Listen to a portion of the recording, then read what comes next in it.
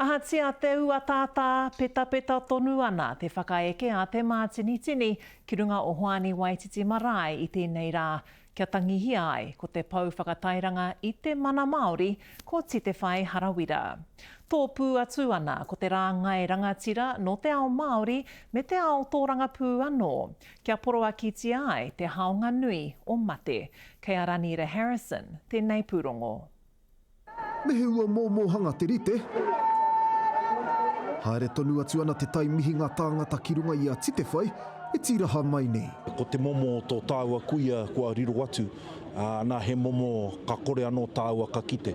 Kia tōtō ia mai ngā rangatira katoa, ahakoa te pāti, ahakoa te kāwanatanga, ahakoa te aha, ahakoa te kaupapa. Kei roto i te mātinitini i whakaeke mai ki runga o Hoani Waititi Marae i tēnei rā ko kahurangi iritana tā whiwhirangi, o tira ko ngā kohanga reo o te motu. Koia hoki tētahi o ngā kaupapa huhua i whakatairanga tiai e Tite Whai i ona tau iwa te kau, kahinga nei. Ko te titiro a tēnei momo ki te ao, ko te āpōpōtanga, me ngā mōtika o taua āpōpō.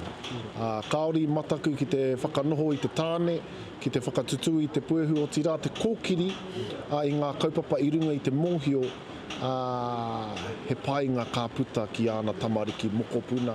Ko te kahu tōpuni o Tuperiri tonu i tau ki runga i a Tite Whai i tēnei ata, moana takoha nui e tū tautoko nei i a Ngāti Whātua i te pakanga i taka parawhau, i te tau, whitu te kau mā whitu. Ko te momo tēnei i a Eva Rickard ma i a Joe Hawkma, kuia tēnei ko te meki, ko te whakamutunga o tērā momo tangata, tērā momo toa, i whawhai mo te reo, i whawhai mo te whenua. Kia tangi tonu te wihara o tō tareina. Rātu anō e tehi atu whakaro e te tuki ai a tātou ngā whawhai nui a tēnei hautoa, arā te pakanga mauroa mo te tino rangatiratanga. Single word, ko tahitanga. You know, I think what Māori need to do is stick together. We need to make sure that we fight the fight together, as opposed to becoming divided along tribal lines or iwi lines or hapu lines or political lines.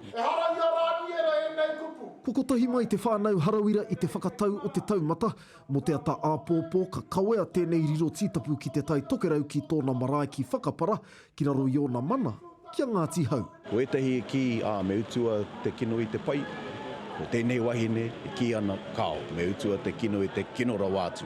No reiraga, i hāngai tonu ea ki tērā whakaro, me tērā āhuatanga ki roto i tēnā whakatau ko te umanga nui o nehera e whawhai. He wahine whawhai, he wahine toa.